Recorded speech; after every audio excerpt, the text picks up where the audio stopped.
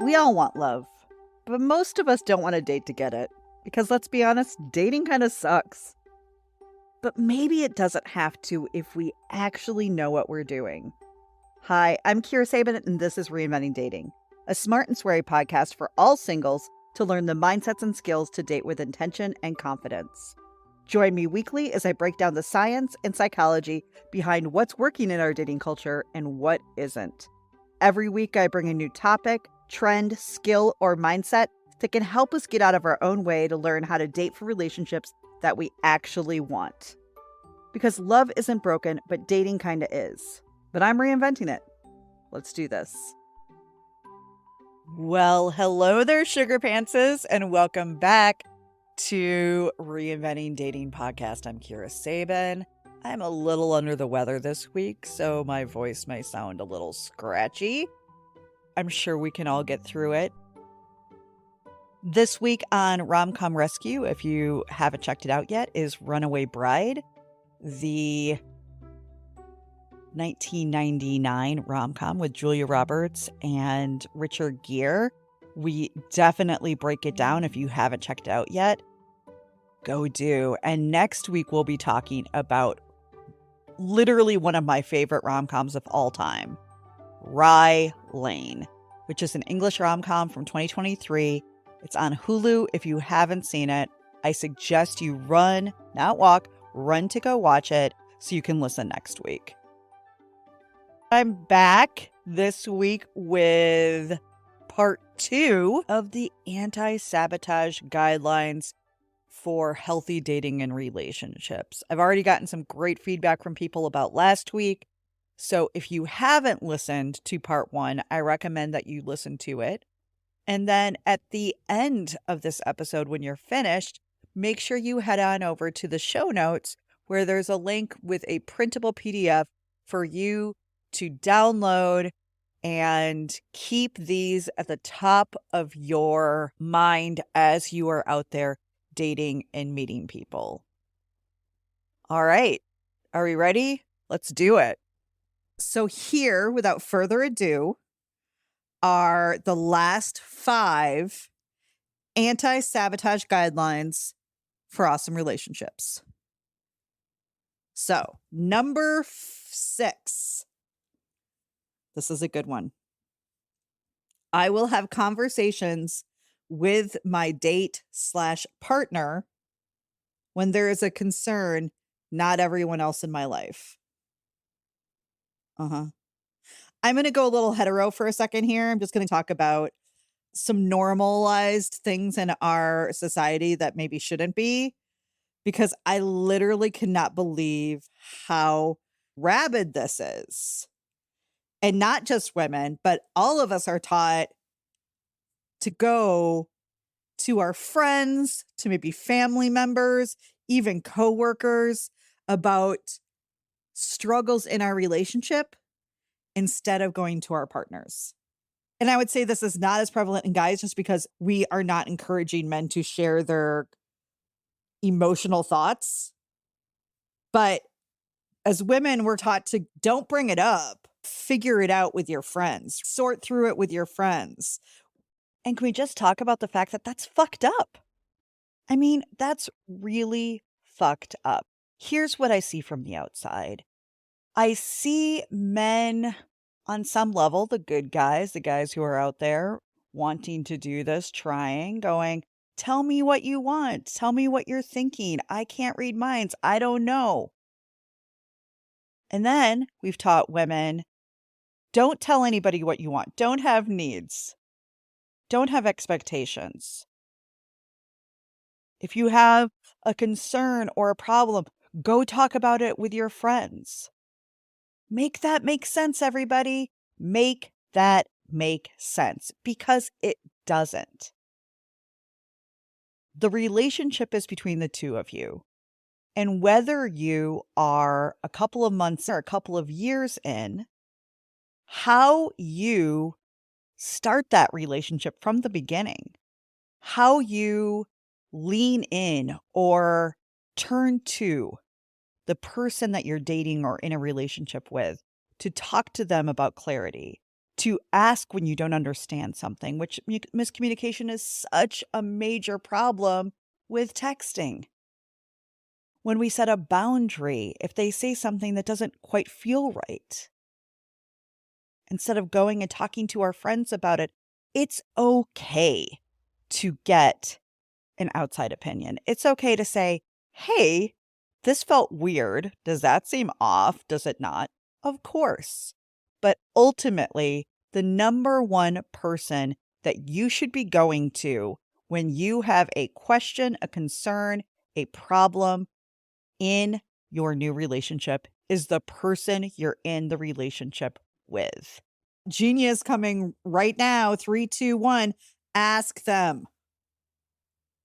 We want men to be more emotionally available and communicative, yet we are having our major conversations with our friends, with our family members, instead of with them. And that is a fucking sabotage. And guys, you're so scared to have emotional conversations, period, because you don't know how, and you're usually never taught, but that doesn't mean you don't have to learn, that you're not having conversations about anything with anyone that maybe is emotional about your relationship. And this, for all of us, is a sabotage. I cannot believe how okay we make this. I can't believe that we think that relationships are going to be strong and vulnerable and connected and intimate, yet we're either having half of our relationships or dating in our mind, or we're having them with other people in our lives that aren't our actual partner. That doesn't make sense, and it's not helping. If you have a question, fucking ask. If it's not appropriate timing yet, learn how to regulate your emotions. That's a big thing. I'm a big believer in understanding fear and an anxious attachment, being able to communicate what feels good for you. But if you're in the first couple of dates and you cannot calm your ass down, that's on you, and you have to learn how to regulate your emotions, because otherwise they will keep sabotaging your ass day after day, week after week, month. I think we know where I'm going with this, right? You also need to learn the difference between healthy dating and relationship timelines and your anxiety, because they are different. And I am a humongous fucking believer in when we are actually dating somebody, right? So you've had the bigger conversations, you've agreed to be monogamous. I absolutely think we need to, or we get to say to our partners, hey, here's what sometimes happens inside my head. Here's what would feel good if we did differently. And what can I do for you? That's the very simple Kira tough conversation template, which you absolutely get when you take Date Like You Mean It with me, which is my monthly third Saturday of the month, $99 group workshop that will change your life. Did I mention I'm on cold medication? Just letting you know. But we absolutely get to do that. That's teaching people how to treat us. On some level, depending on what it is, that's setting boundaries. But sometimes, especially as you're really just getting to know someone, it's not that they're doing anything wrong. We just don't know how to regulate our feelings. We don't know how to soothe ourselves in healthy ways. And then it becomes a sabotage. One of my favorite things to talk about is understanding your fear, rewiring your brain, because that's real. And I love to talk about neuroplasticity, perceptions, thinking traps, cognitive biases, limiting beliefs, all of these things that I just mentioned, that if we don't understand them, can hurt our chances of love, connection, intimacy, vulnerability, and long-term happiness in our relationships. It's important. And if you're not doing that, it's a sabotage, right? I don't meditate to become Zen. I don't know if there's a Zen version of Kira. I'm okay with it, right? I know how to chill, I know how to calm, but I meditate because if I don't control my brain, it controls me. Who hears that? Number 7, I understand that it's no one's job to kick down my walls, win me over, or prove themselves to me. That's not love. We're in a dilemma right now, my friends. We really are. And if you listen to this podcast, you're probably interested in more of a modern partnership rather than old school traditional relationship roles. I don't really teach old school traditional relationship roles because honestly, I don't think they're fair to anybody involved. I don't think in most traditional roles, anybody feels good and deep love is being built. I just don't. I just don't. But as women in our society, right? And once again, this is going to be cultural normalization rather than maybe your individual wants or needs. As women in our society, we have some really hardcore ties to men asking us out, being the ones to pay, planning the date, leading the way, being the first to reach out, blah, blah, blah, blah, blah, blah. I did a solid as fuck podcast about this a couple of podcasts ago. It is in my Modern Dating Questions series. Go check it out.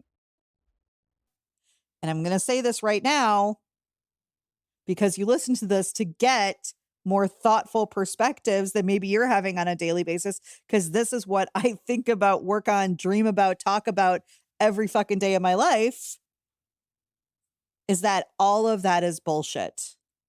We can't have partnerships, modern partnerships, and expect one person, I'm not even specifically bringing a gender into this, to be doing all the work.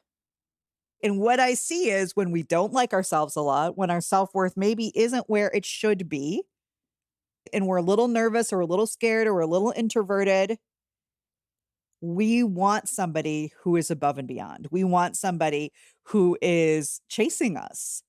It makes us feel worthy.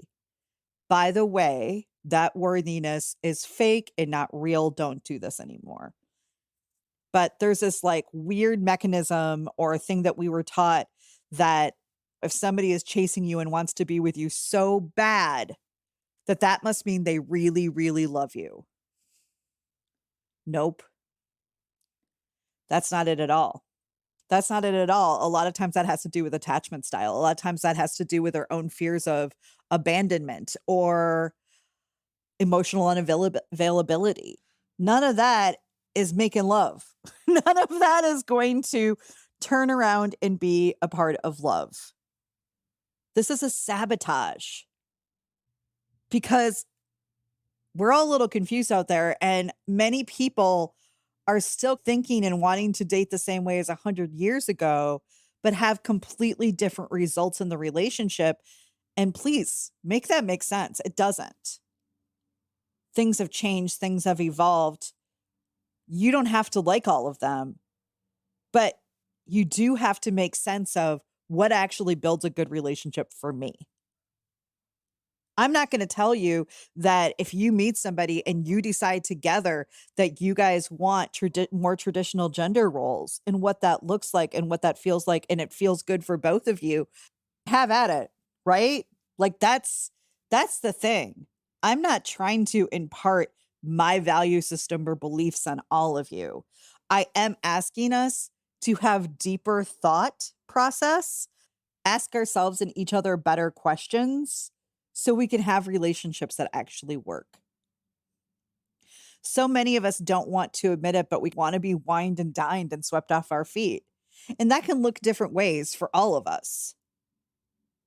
But as soon as somebody is sweeping you off your feet or doing all of that work, you have now actually just shifted yourself instantly in a power struggle phase because you're expecting someone else to make you happy or to make you feel attractive or to make you feel worthy. And that is a losing game, my friend, a losing game. And it's a sabotage because it's no one's job to win you over, prove their love, kick down your walls if you are not willing to pull those walls down yourself and be ready to be open-minded and open-hearted to love. Hey, you know who does want to do those things? Who wants to win you over? Who wants to bomb you with love? Narcissists and love bombers, people you do not want to date. If somebody is all up in your grill and is like, oh my God, you're the one, and you don't really know them that well and they don't really know you that well, if it sounds too good to be true, it's probably because it's too good to be true. Love and relationships take time.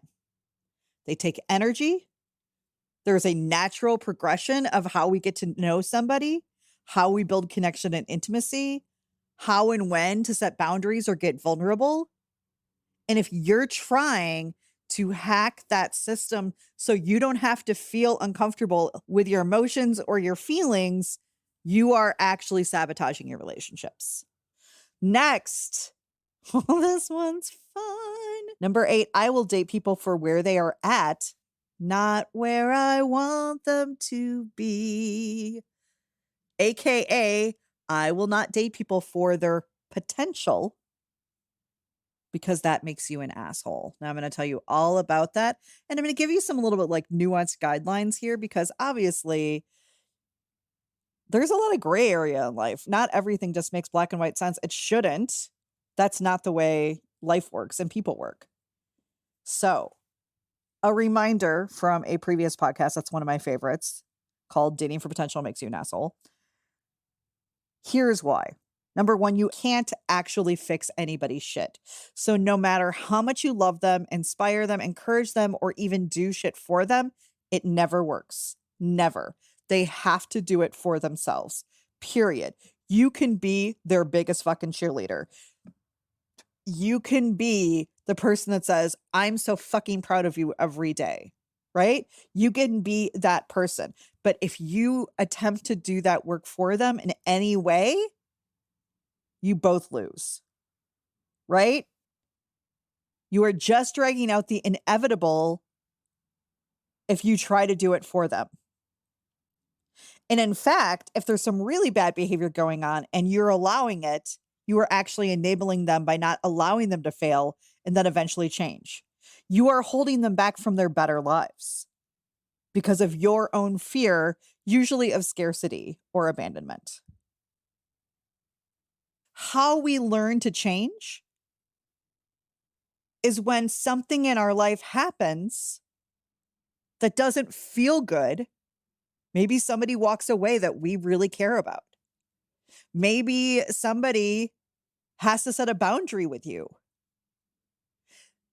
I know that feels shitty, but that also helps us know what we need to work on to become a better friend or in better relationships. And if we're not allowing the people in our lives to do that because we either want to some weird way manipulate them into loving us because we're saving them,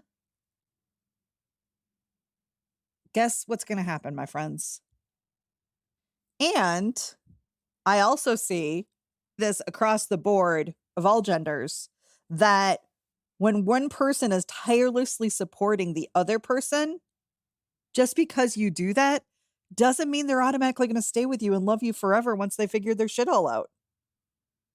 Actually, I have seen in real life when one member that becomes healthier, they probably will move on to someone else who is also healthy and doesn't have to find their worth spending their life fixing people. Did somebody say ouch? Yeah, I fucking said it because this is me. I am a recovering fixer because I, somewhere in my mind at a young age, believed that if I earned somebody's love, if I proved how much I loved them by going over, above and beyond and showing up for them tirelessly, even though they weren't showing up for me, and doing things for them because I didn't want to see them fail and I wanted them to see how worthy they were. Honestly, it was with really, really good fucking intention. It was. But the thing is that I was picking people who were not ready for a relationship and then putting myself down because that person couldn't choose me back. And then finally, if you do stay together, you will feel super uncomfortable in the relationship because you can't fix anything. And you somewhere along the way learned that you had to earn love. You'll have a hard time figuring out what is your role in the relationship and ultimately move on to your next project so you can quote unquote save the world or at least other people with your vagina or penis. So you just had a long game sabotage there. Didn't happen in one date, didn't happen in a month.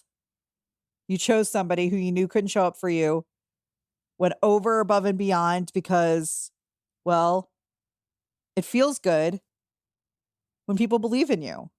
I remember I was seeing somebody in my 20s and we would have these incredible moments together and then crickets. And I remember talking to a friend of mine at the time and saying, "Why do you think this is happening?" And she had seen us together and she goes, "Because when you're around him, he walks on the moon and stars in your head and people like to be liked, Kira." And I was like, fuck. That was harsh, but it was so fucking true. Because I wasn't willing to step back and realize how I was doing 90% of the work. Because I wanted so much to be loved. But the thing is that if I'm picking people who can't love me back, then what's the point? Now, I do want to set a quick guideline here that you can absolutely and should expect that there are things that will grow and change in your relationship. What does that mean? That means it might take a little bit longer for someone else to be vulnerable and share their stories. The thing we want to watch is, are they actually doing it? So maybe it's not really about the timeline there. It's about, is this a skill or is this something they're willing to do for the relationship? Nobody should be telling you their life story on date 1 or 2. All of this stuff has a natural progression, a natural timeline. So we should expect that you are going to grow. You are probably going to evolve. Your relationship's going to become stronger. You should not expect to have a earned, secure relationship in month 3. That's not a realistic expectation. But by month 2 or 3, they should be sharing how they feel on some level. They should be sharing some of their stories about either themselves or their childhood or their past relationships to help you get to know who they are and how they got there. And that's very different than dating for potential. So you might meet somebody and go, wait, is this person emotionally available? Here's how you find out. You start asking them questions, right? About who they are and what they're passionate about and what they value in life. And those conversations with time should get deeper. You should have more fun together. You should probably be able to be more vulnerable with each other. So as you're out there dating, here are things that we do not want to date for potential: addictions, abuse, extreme emotional dysregulation, having different values or relationship goals as you and thinking they'll change. If you're somebody who wants kids and you think that, you know what, down the road, they'll change their mind, terrible idea. If they're don't have their life together and you're just waiting for them to get their life together, good luck with that. You want somebody who is able to be physically, emotionally, financially available to date you and create a relationship. So what I'm saying is, know the difference between, is this something that's going to build as we get closer and become more consistent and more secure? Or am I seeing a really unhealthy aspect in their situation or behavior, or differences in our goals and our values? And I'm hoping that if I spend enough time with them, I can change them. Slow down, Bob/Barbara the Builder. This isn't a Build-A-Bear clinic, all right? It's not. So that's the difference.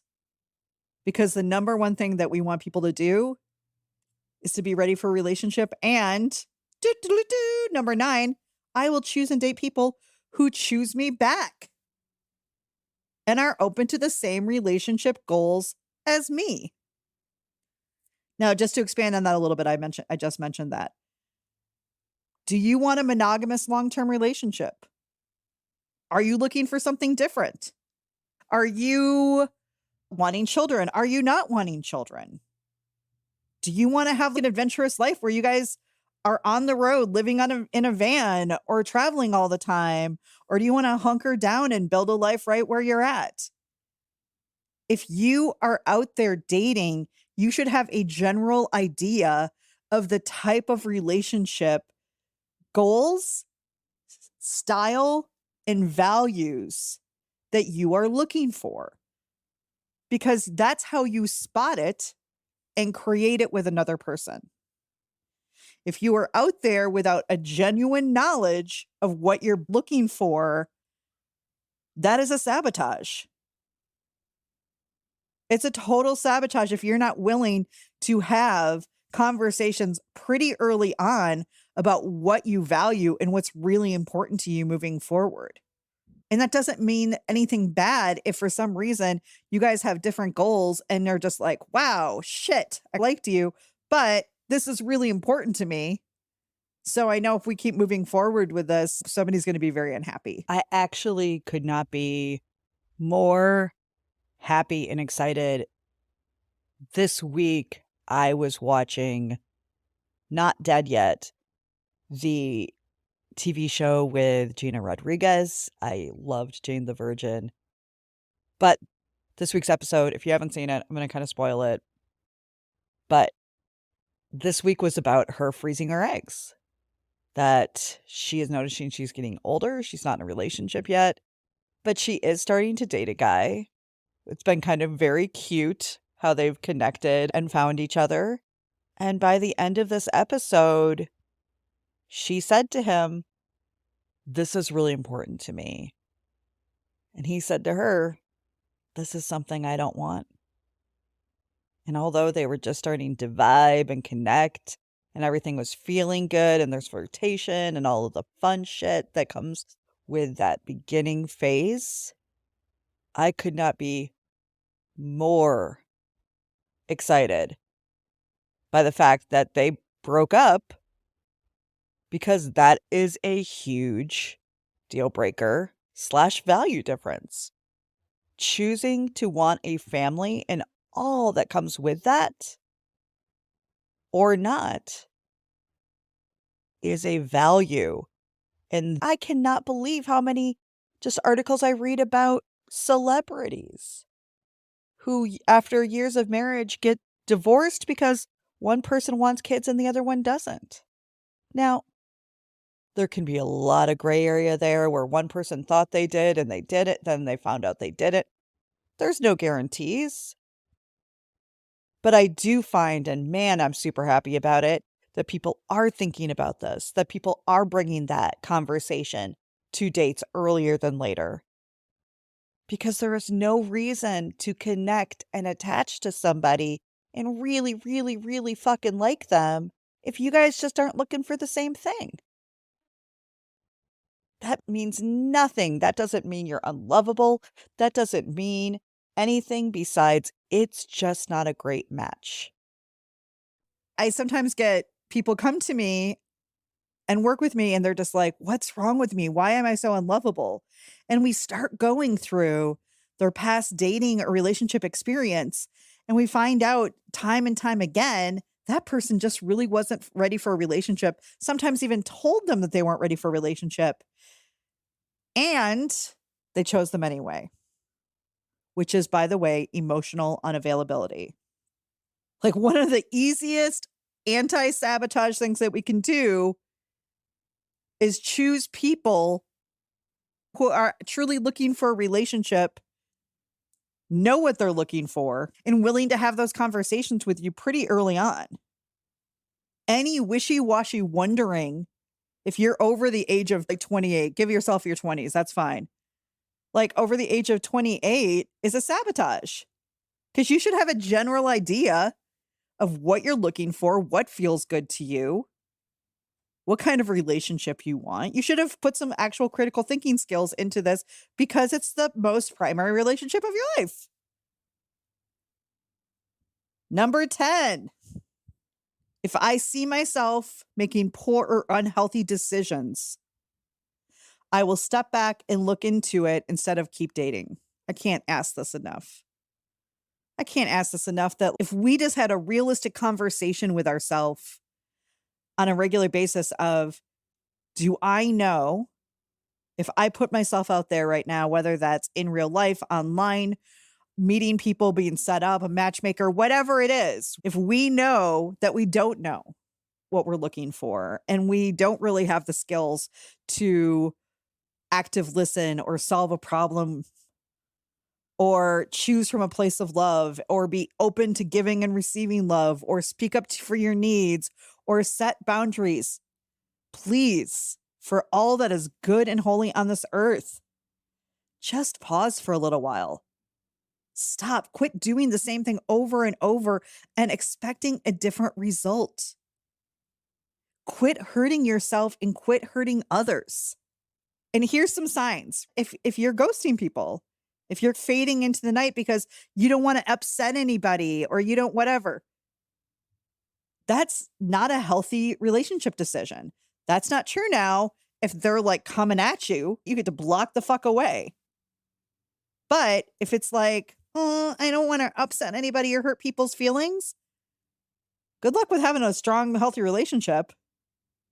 But for all that is well and good on this earth, dating would be so much better if when we know it starts hurting, when we know we start feeling bad about ourselves, when we know we're making poor choices or letting people back in who shouldn't be there or whatever it is, if we took that time and stopped and paused and go, what's going on here?